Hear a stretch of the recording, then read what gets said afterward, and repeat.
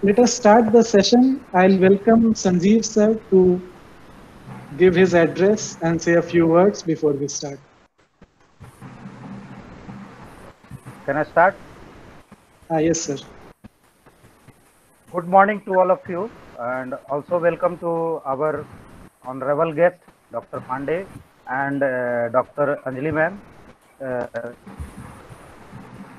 जैसा कि हम लोग पिछले बार हम लोग डिस्कस किए थे कि कुछ मैं इंट्रोडक्शन सेशन में सिलेबस से हट के हम लोग बात करते हैं, तो उसमें एक पार्ट हम सबसे पहले डिस्कस करना चाहेंगे जो स्टूडेंट टेम्परामेंट की बात करेंगे, क्योंकि स्टडी में एक टेम्परामेंट की बहुत ज़्यादा इम्पोर्टेंस होती है और बच्चों के सक्सेस के पीछे आज 5 पिलर जो उनके पीछे काम करता है स्टडी के अलावा, आज उससे मैं बात करूंगा। सबसे पहले है punctuality.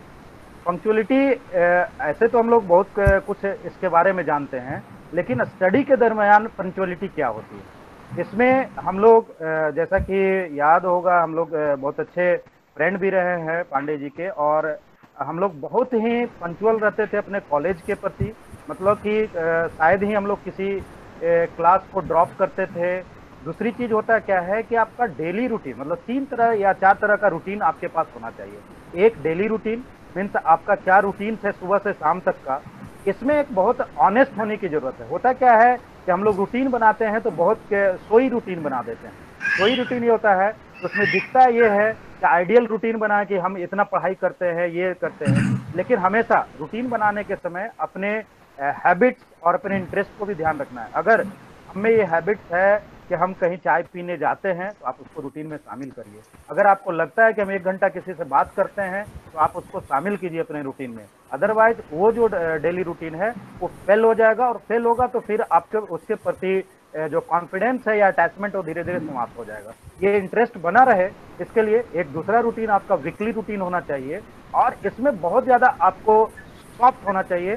Soft in the sense कि अगर आपको हर संडे को उसको ये कीजिए, अपडेट कीजिए, ताकि कि अगर कोई भी उसमें कमियां रह गई है तो आप फिर अगले मंडे से उसको उसमें सुधारिए कि नहीं, यहाँ पे हमें और टाइम चाहिए, या यहाँ पे हमारी इस टाइम में कुछ कमियां हैं तो उसको सुधारिए। तो एक आपका डेली रूटीन होने चाहिए, एक वीकली रूटीन होना चाहिए, और एक आपका अर्ली पूरे सेशन का रूटीन होना चाहिए कि हम अगर पूरे पार्ट 1 अगर मान लिया पढ़ाई कर रहे हैं या पार्ट 2 की पढ़ाई कर रहे हैं तो हमारा कौन सा बुक कब पढ़ना है, कब तक खत्म करना है, एग्जामिनेशन की प्रिपरेशन कब करना है, कॉम्पिटिशन की तैयारी कब करना है। तो ये सारा आपका पूरा अर्ली प्लान में आपका आएगा।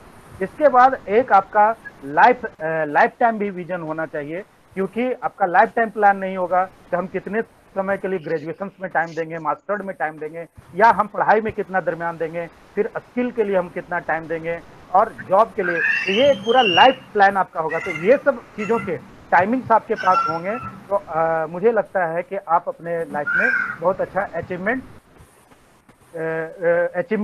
आएगा। उसके बाद सेकेंड चीज है हार्ड वर्क।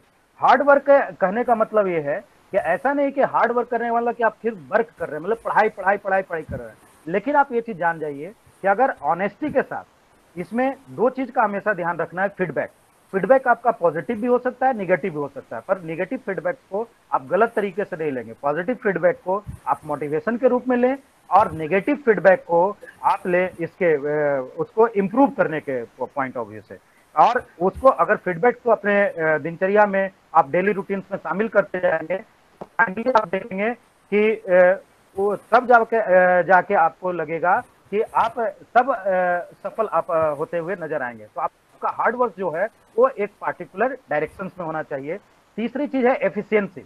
मतलब एफिशिएंसी इस चीज से डिफाइन करेंगे हम लोग, इनिशिएशन और फाइनलाइजेशन। हम किसी प्रोग्राम को कितने अच्छे से प्लान वे में इनिशिएट कर रहे हैं और उसको फाइनल तक पहुंचाए कि नहीं। अगर हम कोई लेनिजर बुक पढ़ने का एक प्लान किए तो ऐसा नहीं कि एक चैप्टर पढ़े और उसको फिर चलो अब लेनिजर पढ़ लिया, अब दूसरा प्लान करते हैं, तीसरा प्लान करते हैं, लेकिन प्लानिंग करके एफिशिएंसी आपको देखनी होगी कि हम थ्रू आउट ये टॉपिक्स पढ़े तो हमको क्या रिटर्न हुआ। तो इनिशिएशन और फाइनलाइजेशन दोनों चीज पे ध्यान रखना है। डेडिकेशन आपके होने चाहिए वर्क में, और डेडिकेशन में जैसे कि हम पिछले बार ही बात किए थे कि ये डेडिकेशन आपके डिजायर जो ब्रेन से स्टार्ट होता है, और जब आपका इसका इमोशनल अटैचमेंट हार्ट से हो जाएगा तब जाके आप इसके प्रति सक्सेस होने के प्रति बढ़ जाएंगे। जिसका कि बहुत अच्छा एग्जाम्पल जो है माउंटेन मैन दशरथ मांझी, ऐसा नहीं है। बहुत सारे लोगों के दिमाग में वहां पे आया होगा कि हम वहां पे रास्ता बना दे या पहाड़ यहाँ से हट जाए या यहाँ से कोई रास्ता हो जाए, लेकिन जब वही दशरथ मांझी का उस पार्टिकुलर वाइफ के साथ जो इंसिडेंट घटा और जब उसी इच्छा को उन्होंने इमोशनल ले लिया, इमोशनली उनको अटैच कर लिया, तो एक बहुत बड़ा जो गोल था उसको भी उन्होंने अचीव कर लिया। तो आपके गोल के साथ अचीवमेंट जो आपका है, इमोशनल अटैचमेंट, डेडिकेशन और डिवोशन होने चाहिए, तब आप सक्सेस करेंगे। एंड फाइनल जो है आपका एक्सपोजर, ये अभी लास्ट मतलब इस समय में ज्यादा जुड़ गया है। Exposure is a very important thing, और आज के डेट में सोशल मीडिया इसके लिए बहुत बड़ा प्लेटफॉर्म है। हम लोग अपने ग्रेजुएशन के समय अपने सीनियर से बहुत ज्यादा एक्सपोज होते थे, उन लोगों से पूछते थे, तो सीनियर से, एक्सपीरियंस लोगों से, बुक से, जो भी लैब्स में आपका जो ट्रेनिंग सेशन है, इसमें हम लोग ग्रेजुएशन में आप जाइए, उस डिफरेंट प्लेटफॉर्म पे आप एक्सपोज होइए। जितना ज्यादा आप एक्सपोज होंगे उतना ज्यादा आप लाइफ के बारे में, अपने कोर्स के बारे में, अपने स्किल के बारे में सीखेंगे, और जितना ज्यादा आप सीखेंगे उतना ज्यादा अच्छा आपको गाइडलाइन मिलेगा। इन सब बातों को कहते हुए मैं अपने टॉपिक्स को आज यहीं तक करता हूं, और वेलकम अगेन करता हूं डॉक्टर अंजलि मैम को, उनका फर्स्ट सेशन है, और डॉक्टर रविंद्र पति पांडे जी को जिनका सेकंड सेशन है।